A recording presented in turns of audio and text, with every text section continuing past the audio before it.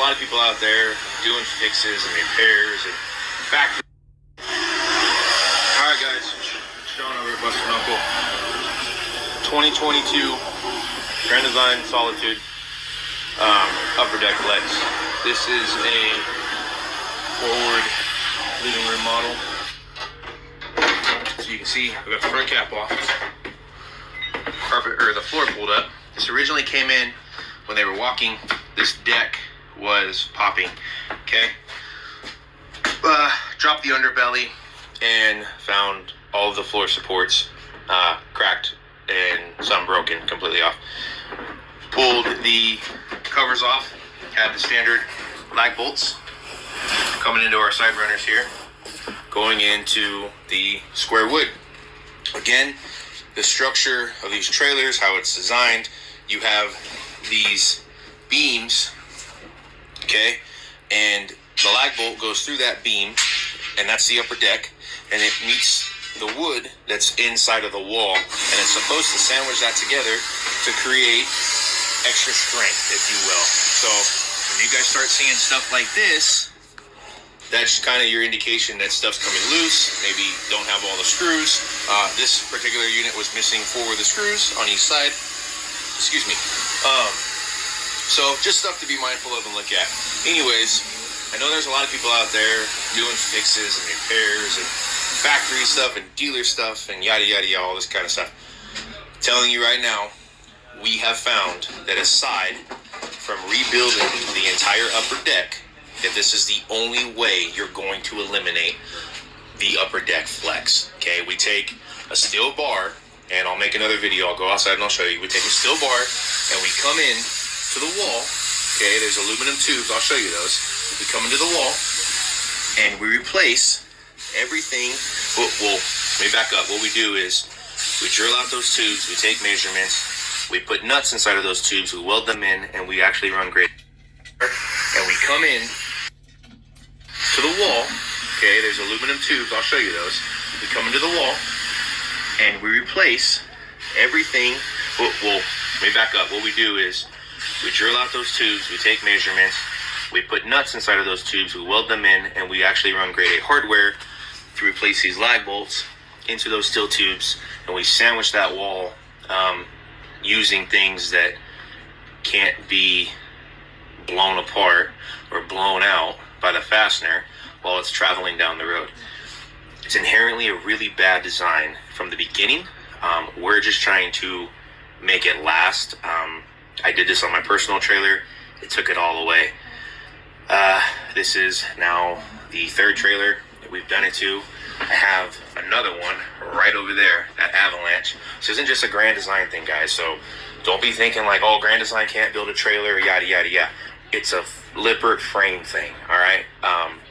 That pin box is about to fall out on that other trailer. So they're all doing it, okay? Anyways, I'll make another video. I'll show you. We run these bolts through, we sandwich it together. This floor is popping up. I don't know if you can see, they nail the floor in, a little fastener right there. We're actually going to countersink some screw holes and run 1/4 fasteners threaded into those cross tubes that we've already welded and fixed up.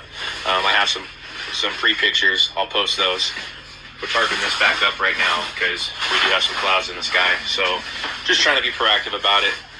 Anyways, stay tuned for more videos. There's going to be a lot of information coming. I know this has been affecting a ton of people. So we're going to start being a little more active about sharing how we fix it. And hopefully other dealers and repair centers that see this, we saved you guys a bunch of trial and error. I did all the trial and error on my own personal 398 Momentum. And we learned that this is one of the only, they're adding gussets and they're adding cross tubes and they're adding all this stuff behind the pin box. Doesn't make a lick of difference. I don't care what they're telling you. It says it does. They say it fixes it. No, it doesn't. I got a forklift behind this trailer. I'll show you before and I'll show you after. Doesn't do shit until you address these walls, okay? Bigger lag bolts, yes, it helps, but it's a Band-Aid. It's a lag bolt going into a piece of wood. Wood doesn't like to bounce down the road with a bolt bouncing around inside of it. Okay, so not trying to throw shade towards anybody or anything. I'm just trying to save all of us consumers. a ton of money and a ton of frustration. I did my repair 3 different times before I found out that this is the only way it's going to stop until these frames start getting built way more stout. There's just too much leverage coming off the front of that pin box for this 3/16 Chinese steel. Okay. Quarter wall, 220 wall box tubing minimum. We started sleeving these things. There's some more stuff we're doing for these guys that are putting a lot of miles on, but so far front cap's got to come off, and underbelly laminate has to come off in the upper deck area, so we can address all that.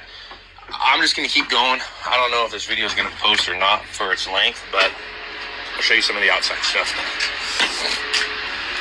So all of these floor supports cracked, broken. There's our lead fabricator, Aaron. Wave hi to the people, Aaron. We stitch weld all this stuff, all of this in here, in here, in here. We are going to add some gussets in here. We've got some screws holding the floor down so we can do the final fasteners. We do add kicks to the main beam because this right here will flex as the pressure comes on and off from there. This just adds a little bit more stability when you're actually parked to keep from that shimmy. We had a gusset plate right here to cap the frame up too, to keep it from walking as much. So I don't know if you heard that, but we also add, we will add a gusset plate here. This front beam right here has a ton of bow in it if you guys ever have a chance to look at it. I'm gonna gusset in the pin box here. This stuff kind of just helps with lateral loading. And then, side tubes, sorry, I sidetracked. Okay, this is your main frame, your main outriggers. There's one bar that runs in front, there's one bar that runs in the back, okay? All of the flex happens from here forward. These side beams, these are your floor straps, for all you people wondering. Look at all this weld. This was all cracked and coming down, so the walls start to sag and pull away at this floor strap, okay? Obviously that's gonna present an issue. Those holes, you can see, we got one right here and one right here. This is that same tube that's on the inside. They run through and they meet this channel, okay? And you can see the lower channel, it's got wood. Upper channel had wood. We replace it with these bars, square tubing. We put nuts in here, we weld them in. It's all measured out. We slide this guy in. This is your new wall support. This replaces the wood. It sucks that wall in, and the wall is structural for this frame. So that's what we found so far. That's been kicking ass and, letting people still drag these trailers through the dunes and the mountains and down these screwed up highways we have. But keep an eye out, show you a finished project. I'll make another video about that other trailer with broken pin box. Completely different trailer frame design, still Lippert frame, but they're all doing it, guys. So it's like I said before, it's not a Grand Design thing. It's not a Road Warrior thing. It's a Lippert thing, all right? So just keep an eye on your stuff. Be preventative. It's way easier to fix before it breaks than after it breaks. So hope everyone has a great day.